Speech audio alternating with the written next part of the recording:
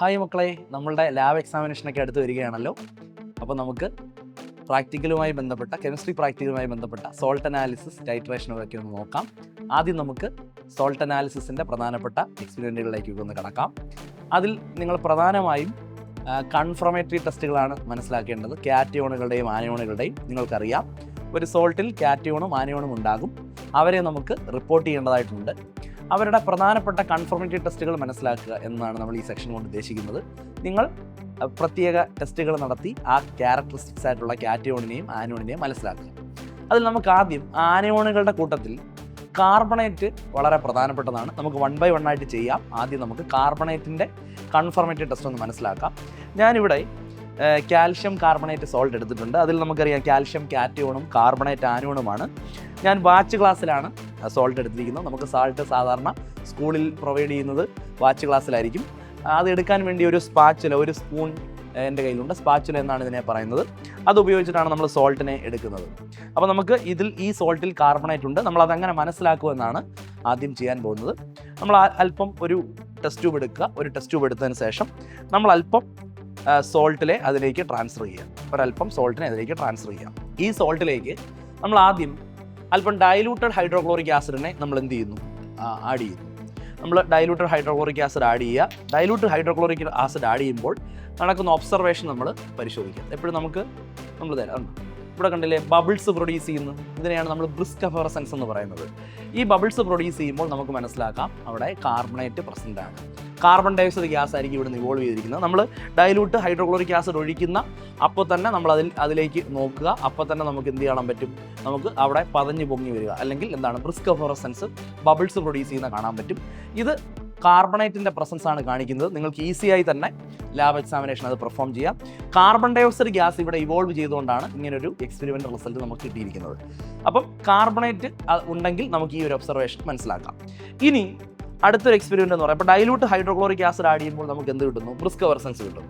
നമ്മൾ ക്ലാസ് റൂമിലൊക്കെ പഠിച്ചിട്ടുണ്ട്. ഈ കാർബൺ ഡയോക്സൈഡ് ഗ്യാസ് ലൈം വാട്ടറിനെ എന്താക്കുന്നു, മിൽക്കി ആക്കി മാറ്റുന്നു.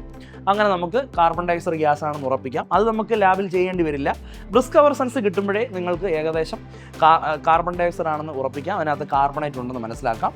കാർബണേറ്റ് റാഡിക്കൽ അല്ലെങ്കിൽ ആനയോൺ ഉണ്ടെന്ന് മനസ്സിലാക്കാം.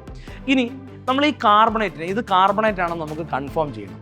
അതിനുവേണ്ടി നമ്മൾ അടുത്ത എക്സ്പെരിമെൻറ്റിലേക്ക് വരുന്നു. നമുക്ക് അടുത്ത എക്സ്പെരിമെൻറ്റിലേക്ക് പോവാം. നമ്മൾ വീണ്ടും ഒരു ഫ്രഷ് ആയിട്ടുള്ള ഒരു ടെസ്റ്റ് ട്യൂബ് എടുക്കുന്നു.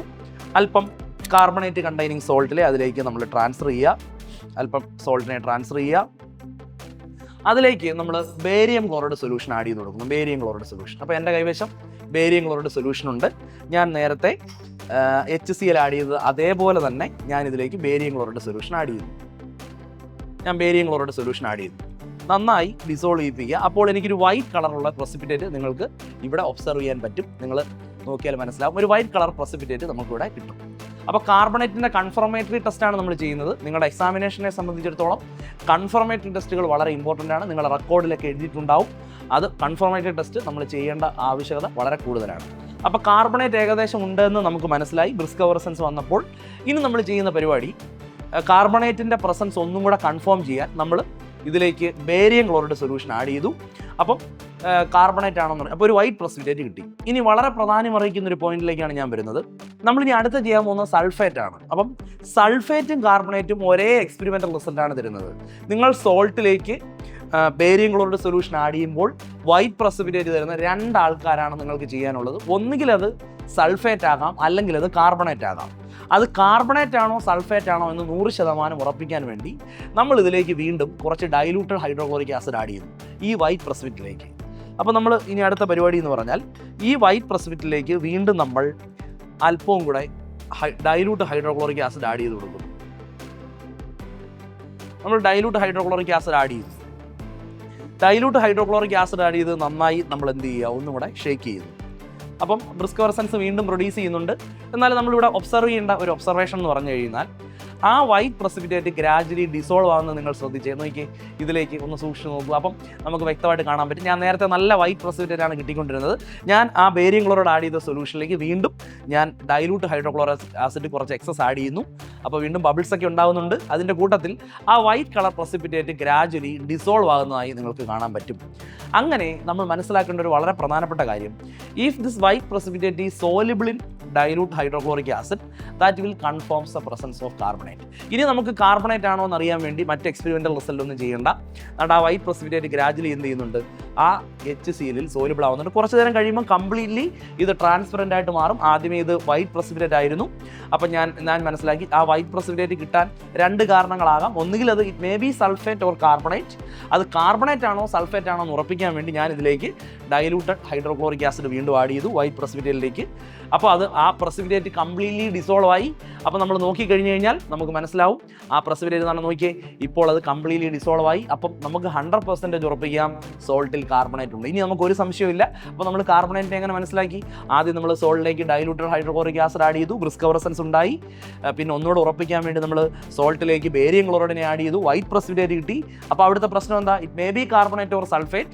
അത് കാർബണേറ്റ് ആണെന്ന് നമ്മൾ അങ്ങനെ ഉറപ്പിച്ചു. ആ white precipitate, if the white precipitate is soluble in dilute hydrochloric acid that will confirms the presence of carbonate. ഇനി ഈ പ്രസിപ്പിറ്റേറ്റ് സോലിബിൾ ആകാതെ ഇരുന്നാൽ അത് സൾഫേറ്റ് ആണ്. നമ്മൾ അടുത്ത എക്സ്പെരിമെന്റ് അതായിരിക്കും ചെയ്യാൻ പോകുന്നത്. അങ്ങനെ മനസ്സിലാക്കാം. അപ്പോൾ വൈറ്റ് പ്രസിപ്പിറ്റേറ്റ് സോലിബിൾ ആകാതെ ഇരിക്കുന്നു HCl. അങ്ങനെയാണെങ്കിൽ സൾഫേറ്റ്. ഇതിപ്പോൾ സോലിബിൾ ആയതുകൊണ്ട് 100% നമുക്ക് ഉറപ്പിക്കാം കാർബണേറ്റ് ആണ്. ഇനി കാർബണേറ്റിൻ്റെ മറ്റൊരു കൺഫർമേറ്റീവ് ടെസ്റ്റ് ഉണ്ട്. അപ്പോൾ നമുക്ക് എന്ത് ചെയ്യാം, ഒരു ക്ലീൻ ടെസ്റ്റ് ട്യൂബ് എടുക്കുക. ഒരു ക്ലീൻ ടെസ്റ്റ് ട്യൂബ് എടുത്തതിന് ശേഷം നമുക്ക് അല്പം സോൾട്ടിനെ നമ്മൾ വീണ്ടും എടുക്കുകയാണ്. ആ സോൾട്ടിലേക്ക് നമ്മൾ അല്പം മഗ്നീഷ്യം സൾഫേറ്റിനെ ആഡ് ചെയ്യുമ്പോൾ ഒരു വൈറ്റ് പ്രസിപ്പിറ്റേറ്റ് കിട്ടും. ഇപ്പോൾ തന്നെ കാർബണേറ്റ് കൺഫേംഡ് ആയി. ഞാനൊരു അഡീഷണൽ എക്സ്പെരിമെൻറ്റ് ഒന്നും കൂടി ഉറപ്പിക്കാൻ വേണ്ടി വീണ്ടും ഞാൻ അല്പം സോൾട്ടിനെ എടുത്തു. ഞാൻ അതിലേക്ക് അല്പം മഗ്നീഷ്യം സൾഫേറ്റിനെ ആഡ് ചെയ്യുന്നു. മഗ്നീഷ്യം സൾഫേറ്റ് സൊല്യൂഷനെ ആഡ് ചെയ്ത് കൊടുക്കുന്നു. അപ്പോൾ കാർബണേറ്റിനെ നമ്മൾ ഒന്നുകൂടെ എന്ത് ചെയ്യുകയാണ്, ഉറപ്പിക്കുകയാണ്. അപ്പോൾ നമ്മുടെ കയ്യിൽ തന്നിരിക്കുന്ന കാർബണേറ്റ് ആണ്. നമ്മൾ വീണ്ടും ഉറപ്പിക്കും. ഞാനത് നന്നായിട്ട് ഷേക്ക് ചെയ്യുന്നു. നല്ല വൈറ്റ് കളറിലൊരു പ്രസിപ്പിറ്റേറ്റ് നമുക്ക് അവിടെ കിട്ടും. അപ്പോൾ ഇനി കാർബണേറ്റ് നമുക്ക് കൺഫേംഡ് ആണ്. അപ്പോൾ നമുക്ക് HCl ആഡ് ചെയ്തപ്പോൾ ബ്രിസ്ക് ഫ്ലൂറസൻസ് കിട്ടി. അതുപോലെ ബേരിയം ക്ലോറൈഡ് സൊല്യൂഷൻ ആഡ് ചെയ്തപ്പോൾ വൈറ്റ് പ്രസിപ്പിറ്റേറ്റ് കിട്ടി. ആ വൈറ്റ് പ്രസിപ്പിറ്റേറ്റ് ബേരിയം സൾഫേറ്റ് ആണ് വൈറ്റ് പ്രസിപ്പിറ്റേറ്റ്. ആ പ്രസിപ്പിറ്റേറ്റ് ഹൈഡ്രോക്ലോറിക് ആസിഡിൽ സോലിബിളായി. അപ്പോൾ കാർബണേറ്റ് കൺഫേംഡ് ആയി. ഒന്നുകൂടെ കാർബണേറ്റിനെ കൺഫേം ചെയ്യുന്നതിന് നമ്മൾ സോൾട്ടിലേക്ക് എന്താഡ് ചെയ്യുന്നു, മഗ്നീഷ്യം സൾഫേറ്റിനെ ആഡ് ചെയ്യുന്നു. അപ്പോൾ വീണ്ടും നമുക്ക് വൈറ്റ് പ്രസിപ്പിറ്റേറ്റ് കിട്ടി. ഈ റിയാക്ഷനുകളെല്ലാം ആ തന്നിരിക്കുന്ന സോൾട്ടിൽ കാർബണേറ്റ് ഉണ്ടത് എന്ന് നമുക്ക് ഉറപ്പിക്കുകയാണ്. This will confirm the presence of carbonate. അപ്പോൾ CO3 അങ്ങനെയാണല്ലോ നമ്മൾ ഫോർമുല എഴുതുന്നത്. അങ്ങനെ കാർബണേറ്റ് ഉണ്ടെന്ന് നമുക്ക് ഉറപ്പിക്കാം. ഇനി നമുക്ക് സൾഫേറ്റിൻ്റെ എക്സ്പെരിമെൻറ്റിലേക്ക് പോകാം. ഓക്കെ,